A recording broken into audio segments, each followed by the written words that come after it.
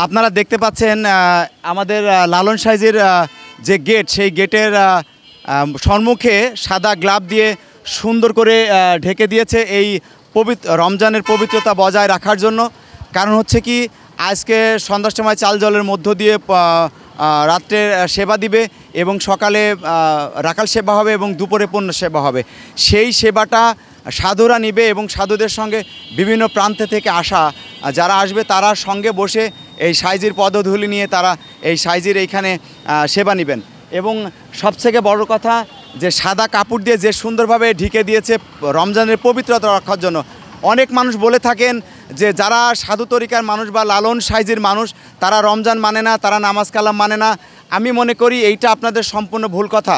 কারণ আপনারা আজকে স্বচক্ষে দেখুন, সাধুরা বলেছে আমাদের ডিসি মহোদয় স্যারকে যে স্যার আমাদের এমনভাবে এখানে ইনডোর করে দিবেন যাতে আমরা ইনডোরের মধ্যে সেবা নিতে পারি, বাইরের কোনো রোজাদার যেন আমাদেরকে না দেখে।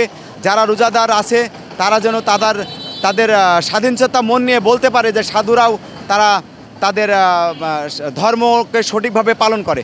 সেই পালন করার ক্ষেত্রে এখানে সুন্দরভাবে দেখছেন সাদা কাপড় দিয়ে ঘিরে দিয়েছে চারিদিকে, যাতে সাধুরা সুন্দরভাবে থাকতে পারে এবং সুন্দরভাবে তারা সেবা নিতে পারে। সেই সেবাটি যাতে মানুষের চোখের কখনো কাল না হয়ে যায় বা মানুষের মনের কাল না হয়ে যায় কোনো কাজ, সেই ক্ষেত্রে তারা কিন্তু সুন্দরভাবে ঢেকে দিয়েছে।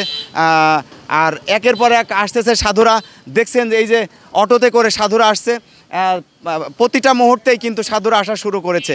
আজ গত 2 দিন ধরে আসছে এবং একের পর এক আসতেছে সাধুরা। এবং সাধুদের আমি একটি বলি, তার আপনি কোথা থেকে আসছেন? আমি কুষ্টিয়া পুরাদা থেকে আসছি। পুরাদা থেকে। তো আপনি কেন আসছেন? এখানে লালন সাইজিকে অনেকে ভালো লাগে বা ভালোবাসি আর কি, ওই মনের টানে আসে। আপনারা শুনলেন যে সাধুর মনের ভালোবাসা এবং মনের টানে এখানে আসে এবং তারা মনের ভালোবাসাতেই কিন্তু এখানে ছুটে এসেছে।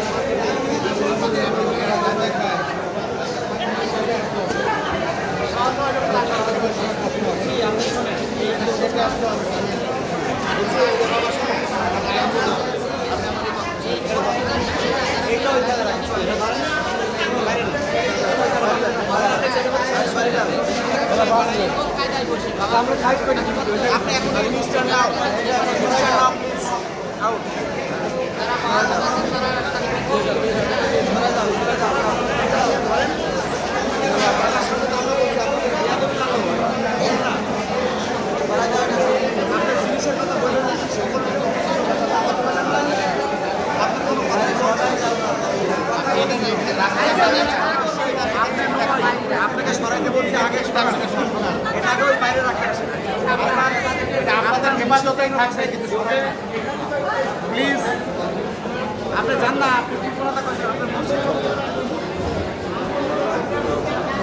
এখানে তাহলে সমস্যা আছে,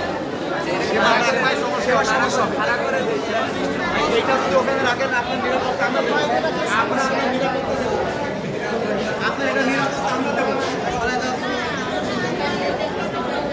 আপনার নিরাপত্তা আমরা দেবো, আপনাদের নিরাপত্তা আমরা দেবো। তারা কমিটির লোক এসেছে বলেছে আপনার যত সুবিধা লাগে